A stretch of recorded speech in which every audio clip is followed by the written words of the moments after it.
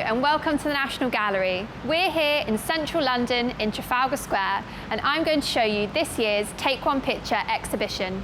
Follow me.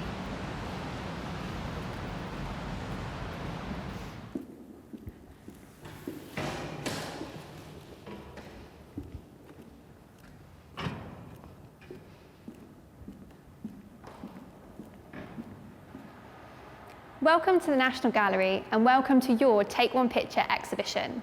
My name's Catherine and I coordinate the Take One Picture programme for the gallery.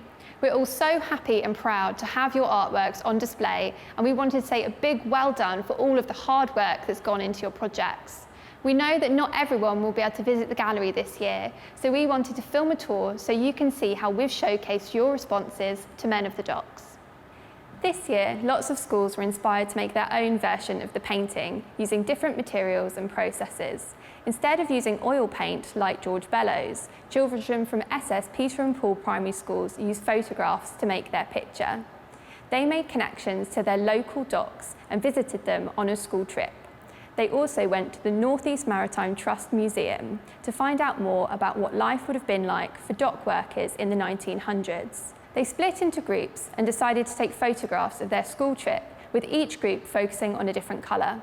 Back at school, they put all their pictures together to create their own version of Men of the Docks, but showing their local waterfront.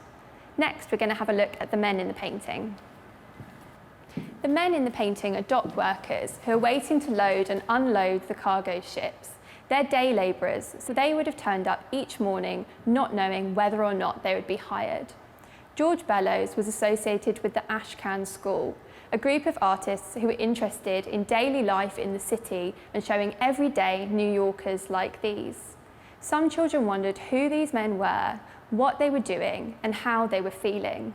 Some focused on the man in the shadows on the left-hand side and wondered if perhaps he hadn't been given work that day. Children from Little Hallingbury Church of England Primary School focused on the men's faces. They noticed that they're painted using only a few brush strokes, and they wanted to recreate this effect. They used sponges and rollers to create their portraits and left the texture that was made by their tools. They also focused on mixing colours to create the right tones and give light and shade to their faces. They said that they didn't give their men smiley faces because they felt that they were working hard to feed their families. Now we're going to have a look at the skyscrapers in the painting. The skyscrapers in the painting were being built in the early 1900s. Lots of schools focused on the buildings in the painting, how they were constructed, and how they might have been used. Others compared the growing New York to their own towns and cities. Wellington Prep School made these huge cardboard skyscrapers and made strong cross-curricular links to maths throughout their project. They made stable structures by learning about nets for 3D shapes and carefully measuring and cutting the cardboard. Instead of painting their skyscrapers, they decided to cover them in newspaper because they felt that the text reminded them of the graffiti that you might see in a city, and the muted colours complemented the painting. Now we're going to have a look at the ship in the painting. Every year, children bring their own thoughts, ideas and questions to the painting, and this year, lots of them had questions about the huge cargo ship to the right-hand side. Some thought that it even looked like the Titanic.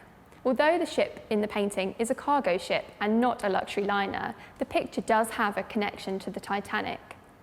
We believe that Bellows wanted the painting on display in New York in the spring of 1912 to coincide with the arrival of the Titanic.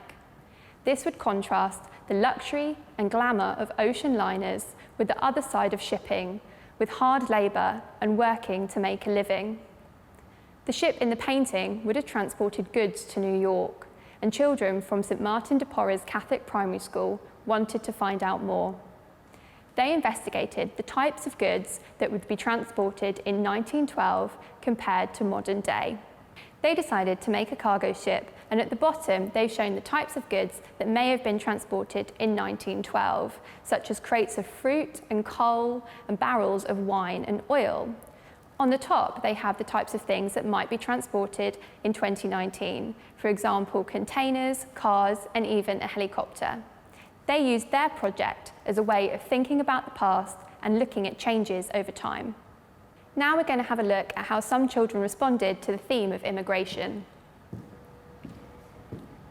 In the 1900s, a huge number of people were moving to New York, and the dock workers in the painting had likely travelled from Italy, Ireland, or other parts of America to find jobs. Several classes wondered what this journey might have been like, and some made links to their own families' experiences of moving country.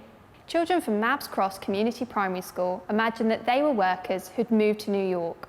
They decided to write letters to friends and family back home telling them about their experiences. The letters and envelopes are made from coffee-stained papers and personalised with handmade stamps and postmarks. Lastly, we're going to have a look at the theme of horses and working animals.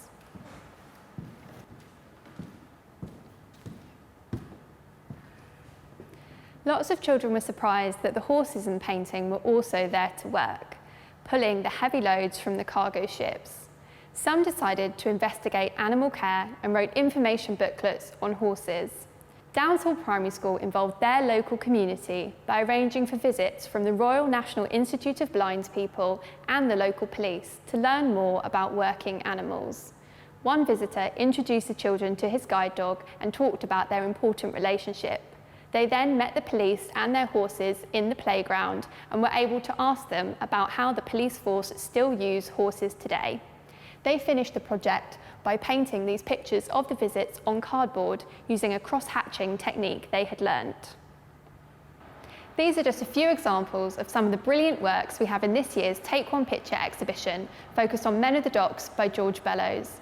Your projects have shown how one painting can spark so many ideas, questions and connections, igniting creativity and inspiring learning across the curriculum.